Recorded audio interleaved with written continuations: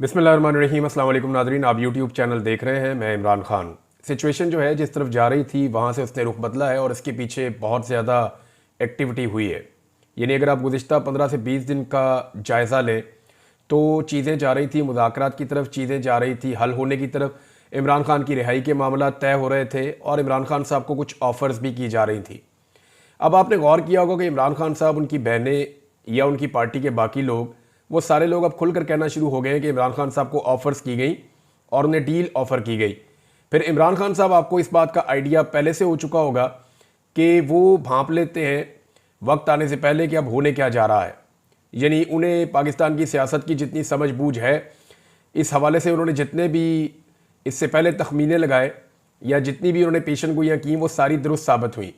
एक ऐसे वक्त में इमरान खान साहब का एक बड़ा सख्त ट्वीट आ जाना और उसमें वज़ीर आज़म को आर्मी चीफ का अर्दली करार देना, ये इशारा दे रहा था कि मामला उतने ठीक नहीं हैं जितने दिखाई दे रहे हैं।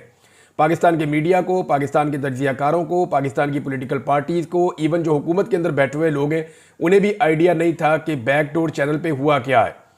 अब मैं कुछ चीज़ें आपके सामने रख देता हूँ कि जितने भी मोहरे हैं उन सबको इकट्ठा किया गया है, जितने भी मोहरे हैं उन सबको एक्टिवेट किया गया है और एक मरतबा फिर से प्रोपेगेंडा की एक नई वॉर शुरू होने जा रही है। अब आप बड़े सख्त जुमले देखेंगे, बड़े सख्त बयानात देखेंगे, बहुत सारे जो है वो टाउट्स वो एक्टिव हो जाएंगे, एस्टेब्लिशमेंट की तरफ से सख्त बयानात आएंगे। मुमकिन है कि आने वाले दिनों में DGISPR भी एक सख्त प्रेस कॉन्फ्रेंस कर दें।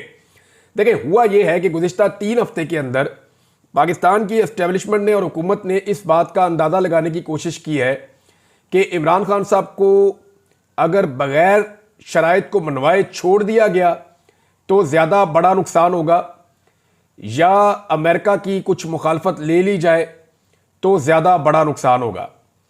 देखिए, अगर पाकिस्तान के नुक्ता नज़र से देखें तो फिर पाकिस्तान को ज़्यादा नुकसान तो इस बात का है कि पाकिस्तान के खारजी ताल्लुकात मगरबी दुनिया से ख़राब हो जाए, तो लाजमी बात है उस पर आपका जो बिजनेसमैन है वो इफ़ेक्ट हो जाता है, आपका जो ताजिर है या जो आपके एक्सपोर्टर्स हैं उनको फ़र्क पड़ता है, आपकी इकॉनमी को फ़र्क पड़ता है। तो ये ज़रूर होगा। लेकिन जो ज़ाती मफादात हैं या जो इदारा जाती मफादात हैं या जो अजारादारी है जो पाकिस्तान में कई दहाइयों से कायम है, उस अजारादारी को नुकसान उतना बड़ा नहीं होता अगर अमेरिका के साथ थोड़े ताल्लुकात बिगड़ जाते हैं।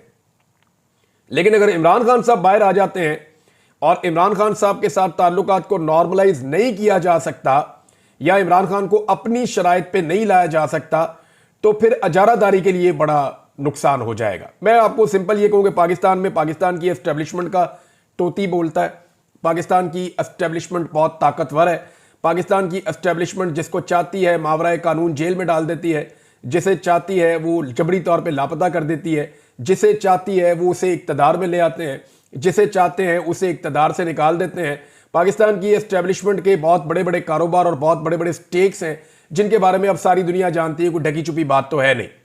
तो उन्होंने असेसमेंट इस बात की है कि इमरान खान और इमरान खान की पॉलिसी में ज़्यादा नुकसान पहुंचाएगी या अमेरिकन पॉलिसी में ज़्यादा नुकसान पहुंचाएगी। तो अभी जो बज़ाहिर दिखाई दे रहा है कि वो किसी नतीजे पर तो नहीं पहुंचे, लेकिन उन्होंने ये तय कर लिया है कि अगर इमरान खान साहब कुछ शराइत नहीं मानते तो फिर इमरान खान साहब के साथ किसी किस्म की बात नहीं होगी। दूसरी जानिब इमरान खान साहब शराइत मान ही नहीं रहे। इमरान खान साहब का जो स्टेटमेंट है उसमें आपने देखा, उन्होंने कहा जी 10 साल का मंसूबा है, 2 साल गुजर चुके हैं। हालांकि इमरान खान साहब की हुकूमत को गए हुए तो तकरीबन 3 साल होने वाले हैं, तो उन्होंने 2 साल क्यों कहे, इसके ऊपर आप गौर करें। लेकिन इस पर गौर करने से पहले मैं आपको एक स्टेटमेंट उस शख्स की पढ़ के सुनाता हूं जो ज़्यादातर खबरें लेकर आते हैं एस्टेब्लिशमेंट से, और एस्टेब्लिशमेंट के माउथ पीस के तौर पर धमकियाँ लगाने का काम भी जो है वो उनका दिन रात जारी रहता है। तो जनाब हैं तो ये एक सहाफ़ी, लेकिन इन्होंने एस्टेब्लिशमेंट के बिहाफ के ऊपर पाकिस्तानी कौम को बहुत धमकियां पहुंचाई हैं और बताया कि अब क्या होने लगा है, डंडे बहुत तेज़ चलने वाले हैं, मजीद डंडा चलने वाला है, और बहुत सारी प्रेडिक्शन गलत साबित हुई, बहुत सारी सही साबित हुई है। लेकिन एक चीज़ जो है वो जो अब कही गई ये बहुत इंपॉर्टेंट है, मैं आपको पढ़ के सुनाता हूँ।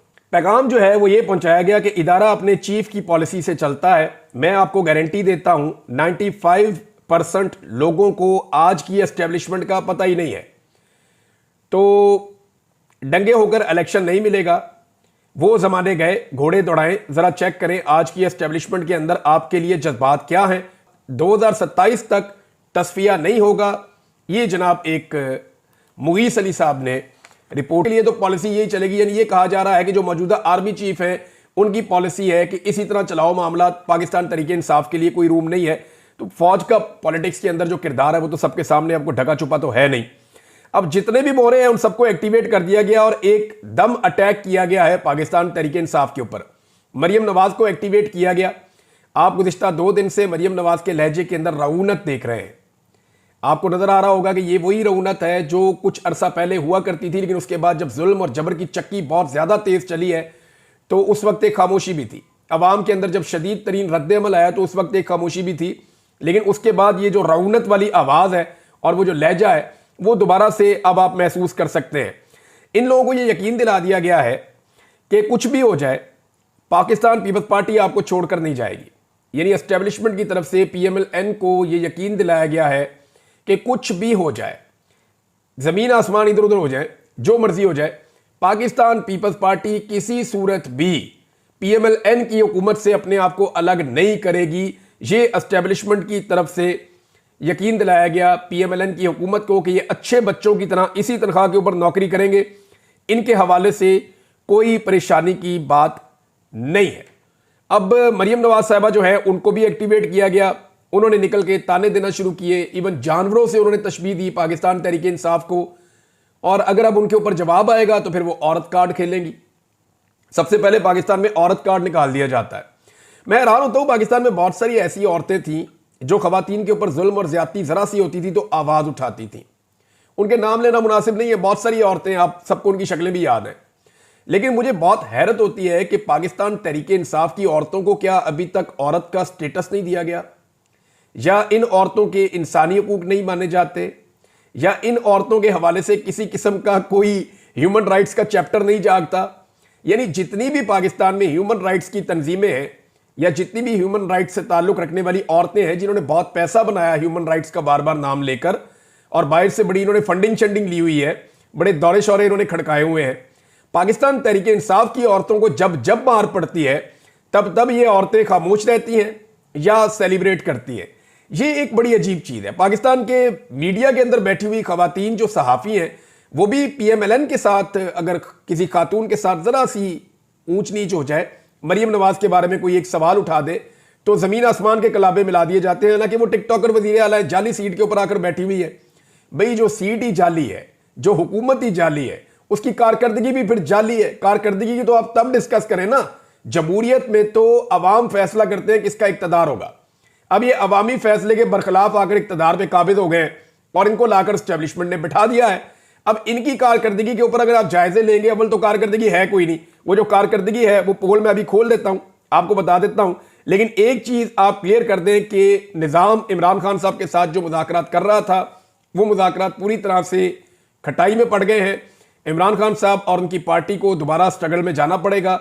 अब डिपेंड करता है कि पाकिस्तान तहरीक इंसाफ का सोशल मीडिया इन चीज़ों के लिए क्या पहले की तरह तैयार है।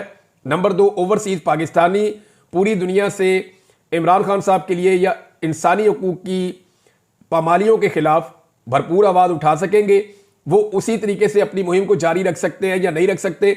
तो ये 2 टारगेट्स तो हैं। तीसरा, पाकिस्तान तहरीक इंसाफ की जो क़यादत है उसकी कमज़ोरी आपने देख ली।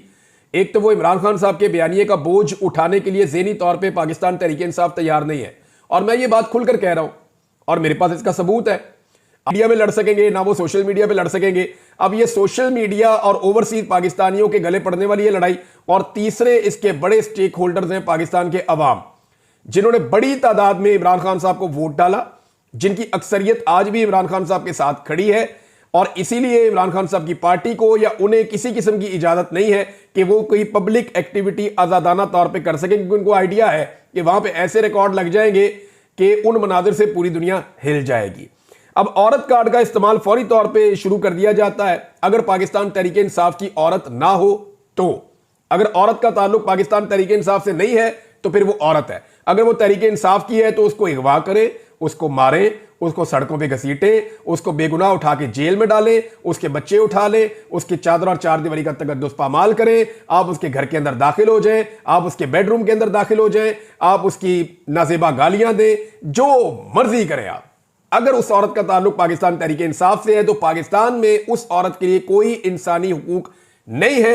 यह लिखी पड़ी बात है और इसमें अब कोई दो राय बाकी नहीं है। ओवरसीज पाकिस्तानियों की जानिब से जो है वो प्रेशर का सिलसिला खत्म नहीं हुआ, बल्कि वो प्रेशर का सिलसिला अभी तक जारी है। मैं आपको एक खबर देता हूं, लेकिन उससे पहले फौजी अदालतों के हवाले से चंद अहम सवालात उठ गए हैं। ये केस चल रहा है आईनी बेंच में, हालांकि ये आईनी बेंच मुतनाज़े है, ये आईनी बेंच मुतनाज़े। और मैंने आपको एक बात कही थी, ये आईनी बेंच किसी भी तरफ जा सकता है अकॉर्डिंग टू सिचुएशन। यानी देखना ये होगा कि बैरूनी दबाव अगर बहुत ज्यादा बढ़ रहा है तो फिर ये आईनी बेंच फैसला दे देगा कि फौजी अदालतों के फैसले हम नहीं मानते, वो फैसले फारिग हैं, सारे बंदों के फैसले जो हैं वो सिविलियन कोर्ट्स के अंदर होंगे। अगर तो बैरूनी दबाव बहुत बढ़ गया और वो कंट्रोल ना हुआ, लेकिन अगर बैरूनी दबाव को कंट्रोल कर लिया गया तो फिर फौजी अदालतों के फैसले जो है वो लिजिटिमेट हो जाएंगे। अच्छा, फौजी अदालतों के फैसले आने के बाद फौरी तौर पे दबाव बहुत ज्यादा बढ़ गया है जो ट्रायल कोर्ट्स हैं उनके ऊपर, और शदीद तरीन दबाव उनके ऊपर डाला जा रहा है कि कुछ भी हो जाए हर हाल में सजाएं सुनाई जाएं। क्योंकि देखिए ना, जो ट्रायल कोर्ट्स है वहां से सजाएं नहीं हो रही, बहुत शादो नादर हो रही हैं। जो सजाएं मिलिट्री कोर्ट से दी है वो पूरी दुनिया के अंदर खबरें गई हैं, लेकिन सेम केसेस जब गए हैं सिविल कोर्ट्स के अंदर, दूसरी अदालतों के अंदर, क्रिमिनल या फौजदारी अदालतों के अंदर, जब ये मामला गए हैं, दहशतगर्दी की अदालतों में गए हैं, तो बहुत सारे केसेस जो है उड़ा के फेंक दिए हैं अदालतों ने। वजह यह है कि पुलिस के पास साबित करने के लिए है ही कुछ नहीं, ज्यादातर लोगों को बेगुनाह पकड़ा हुआ था और कोई ऐसे सबूत, कोई ऐसे एविडेंसेस, ऐसी चीजें इकट्ठी नहीं की पुलिस ने जिसकी बुनियाद के ऊपर वो शहरियों को या एहतजाज करने वालों को सजा दिलवा सके।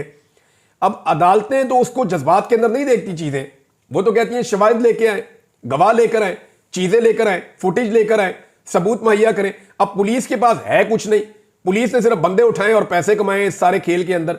लिहाजा 9 मई के मामले के अंदर अब ट्रायल कोर्ट्स के ऊपर बहुत ज्यादा दबाव आ रहा है फौजी अदालतों के फैसलों के बाद कि हर हाल में सजाएं सुनाई जाए, और वहां पे भी आप आने वाले दिनों में चीजें तेज होती